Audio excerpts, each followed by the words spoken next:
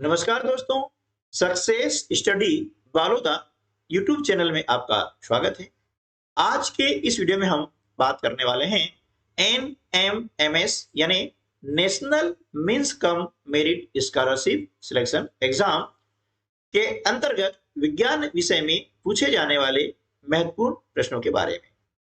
जैसे हम जानते हैं कि शैक्षिक योग्यता परीक्षण के अंतर्गत 3 विषय के प्रश्न पूछे जाते हैं: गणित, विज्ञान और सामाजिक विज्ञान। ये 3 विषय के प्रश्न इस पार्ट में पूछे जाते हैं और तीनों मिलाकर के कुल प्रश्न होते हैं 90 में से 20 प्रश्न गणित के, 35 प्रश्न विज्ञान के और 35 प्रश्न सामाजिक विज्ञान के पूछे जाते हैं। तो आइए शुरू करते हैं हम आज का वीडियो शुरू करने से पहले यदि आप इस परीक्षा की तैयारी करना चाहते हैं और इसमें सफलता प्राप्त करना चाहते हैं तो हमने व्हाट्सएप ग्रुप बना रखे हैं, जिसकी लिंक इस वीडियो के डिस्क्रिप्शन बॉक्स में दी गई है, जिसके अंतर्गत हम इस परीक्षा से संबंधित जो पाठ्य सामग्री होती है, वीडियोज होते हैं, वो आपको उपलब्ध करवाते हैं, वो भी बिल्कुल निःशुल्क। पहला प्रश्न है, यदि आपतन कोण 50 डिग्री है तो आपतित किरण एवं परावर्तित किरण के बीच का कोण होगा ए 50 डिग्री, बी 130 डिग्री, सी 80 डिग्री, डी 100 डिग्री। तो इस प्रश्न का उत्तर क्या होगा? 100 डिग्री। कैसे? देखिए, है ना, आपतन कोण 50 का है। कोई भी धरातल है, कोई भी सतह होती है, सरफेस होता है ना, तो वहां पर जो किरण प्रकाश की आती है उसे हम बोलते हैं आपतित किरण। जैसी किरण आ रही है, ये होगी आपतित किरण, और यहां से टकरा करके वापस उसी सतह पे चली जाती है, ती कहलाती है परावर्तित किरण। बीच में आभासी होता है, उसे कहते हैं अभिलंब। ठीक है ना। तो यहाँ पर आपतन कोण यानी आपतित किरण और अभिलंब, इन दोनों के बीच का जो कोण बनता है वो होता है, यहाँ पर दिया है 50 डिग्री। ठीक है ना। तो आपतन कोण और परावर्तन कोण यानी परावर्तित किरण और अभिलंब, इसके बीच का जो कोण है वह आपतन कोण के बराबर होता है। ये बनेगा 50 कोण। ठीक है ना। अब इस प्रश्न को ध्यान से समझिएगा। यहां पूछा गया है कि आपतन कोण 50 डिग्री का है तो आपतित किरण यानी ये वाली किरण, ये कहलाएगी आपतित किरण। ठीक है ना। आपतित किरण एवं परावर्तित किरण, ये किरण कहलाएगी परावर्तित किरण। ठीक है ना। क्या कहलाएगी? ये परावर्तित किरण के बीच का कोण पूछा गया है ना, यानी ये वाला कोण पूछा गया है। ठीक है ना। ये यहां से यहां वाला कोण, तो 50 और 50 कितने हो गए? 100 डिग्री हो गए। ठीक है ना। इस प्रकार से इस प्रश्न का सही उत्तर क्या हो जाएगा? 100 डिग्री। प्रश्न क्रमांक 2, आंखों को स्वस्थ रखने का कार्य कौन सा विटामिन करता है? A vitamin C, B vitamin D, C vitamin A, D vitamin K. तो आंखों को स्वस्थ रखने का जो कार्य करता है वो विटामिन ए करता है। तो विटामिन ए जो है इस प्रश्न का सही उत्तर होगा। प्रश्न क्रमांक 3, इस धातु की पन्नी का उपयोग भोज्य पदार्थों को लपेटने में होता है? A iron, B aluminium, C copper, D calcium. तो देखिए, जो भोज्य पदार्थ होता है उसको लपेटने में एल्यूमिनियम धातु जो होती है उसकी पन्नी का उपयोग किया जाता है। तो विकल्प बी इस प्रश्न का सही उत्तर होगा। प्रश्न क्रमांक 4, किस ग्रह को लाल ग्रह कहा जाता है, यानी लाल ग्रह के नाम से जाना जाता है?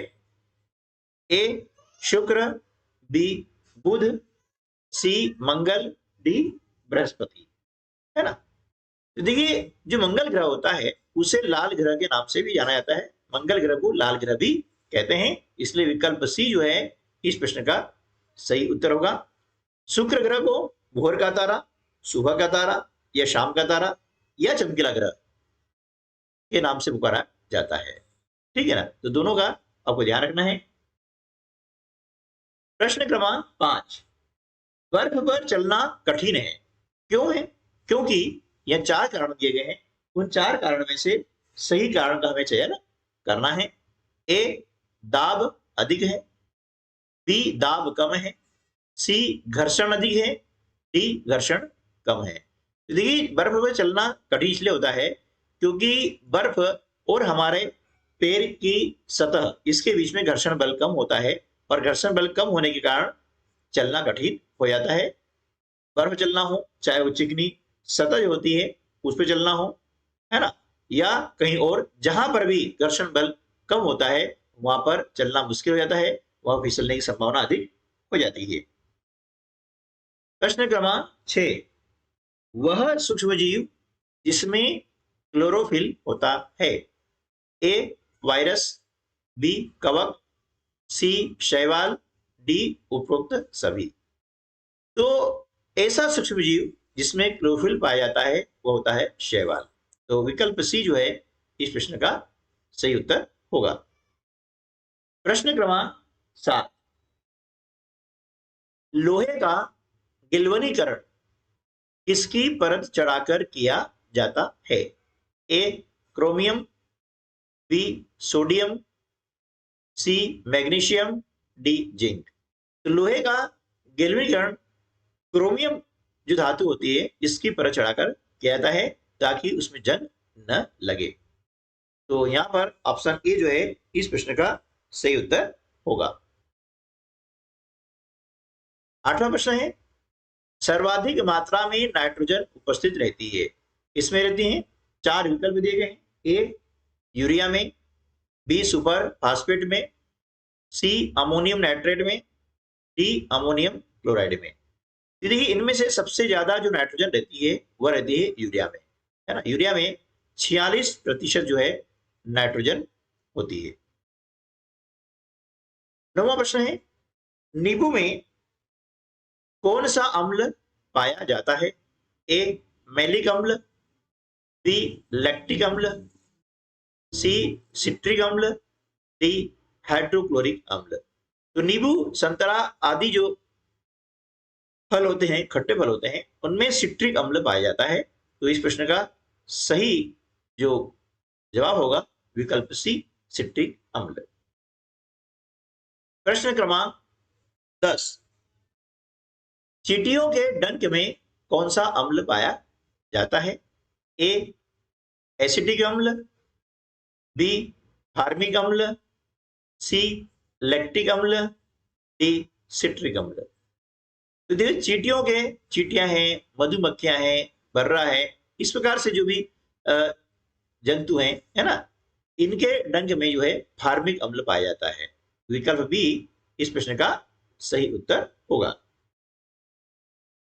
प्रश्न 11वां है, एक प्लास्टिक जिसे उष्मा देकर नरम नहीं किया जा सकता वह है। ए पॉलीथीन, बी पीवीसी, सी पॉलीस्टाइरीन और डी बेकेलाइट। तो देखिए प्लास्टिक होता है इसमें उष्मा देकर नरम नहीं किया जाता है, वो होता है बेकेलाइट। और आपने देखा होगा कि जो प्रेशर कुकर होता है उसका हैंडल में, है ना, जो धातु लगी रहती है उसका नाम भी बेकेलाइट होता है। ये उष्मा का और विद्युत का कुछ अलग होता है। प्रश्न क्रमांक 12, घर्षण को कम नहीं किया जा सकता।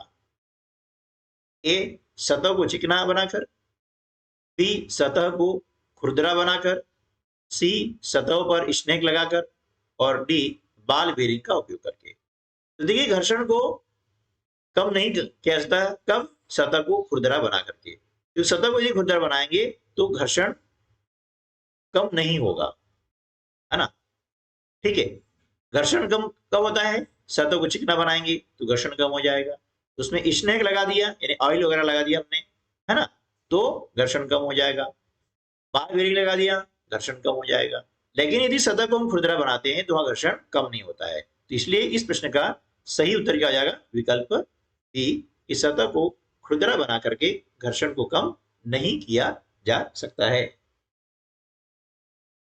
प्रश्न क्रमांक 13, जिस प्रतिबिंब को पर्दे पर प्राप्त किया जा सकता है वह कहलाता है ना।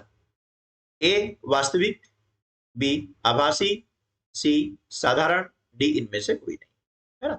तो जिस प्रतिबिंब को पर्दे पर प्राप्त किया जा सकता है उसे हम कहते हैं वास्तविक प्रतिबिंब, है ना। और जिस प्रतिबिंब को पर्दे पर प्राप्त नहीं कर सकते हैं वह कहलाता है आभासी प्रतिबिंब। प्रश्न क्रमांक 14, खरीफ फसल का समूह है ना। ए सोयाबीन, ज्वार, मक्का, बी सोयाबीन, मक्का, मसूर, सी गेहूं, मसूर, चना, डी इनमें से कोई नहीं। तो देखिए जो खरीफ फसल होती है ना, ये कब हो जाती है? ये फसल हो जाती है जून जुलाई में हो जाती है ना। ये ध्यान रखना है कि खरीफ फसल जो है जून जुलाई में हो जाती है ना, बरसात समय हो जाती है।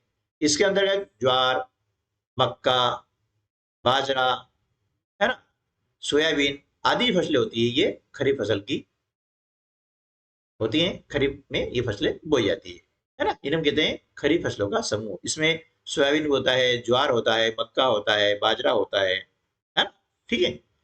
और एक फसल होती है, वो होती है रबी फसल। रबी फसल बोई जाती है अक्टूबर नवंबर महीने में, जिसके अंतर्गत गेहूं आता है, मसूर आता है, चना आता है, ठीक है ना। प्रश्न क्रमांक 15, सड़े हुए कार्बनिक पदार्थों से बनने वाली मिट्टी को कहा जाता है?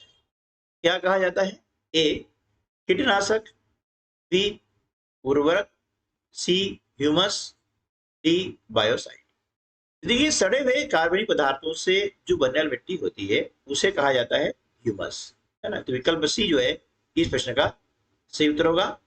और ह्यूमस के कारण ही मिट्टी की जो उपजाऊपन होता है वो निर्धारित होता है ना। ये बारीक बारीक जो सूक्ष्म तत्व होते हैं इसमें, है ना, वो किसमें पाए जाते हैं? ह्यूमस में पाए जाते हैं। और ह्यूमस के कारण ही मिट्टी उपजाऊ होती है। ठीक है दोस्तों, तो आज की वीडियो में बस इतना ही। मिलते हैं अगले वीडियो में ऐसे और कुछ महत्वपूर्ण प्रश्नों के साथ में। तब तक के लिए नमस्कार, जय हिंद।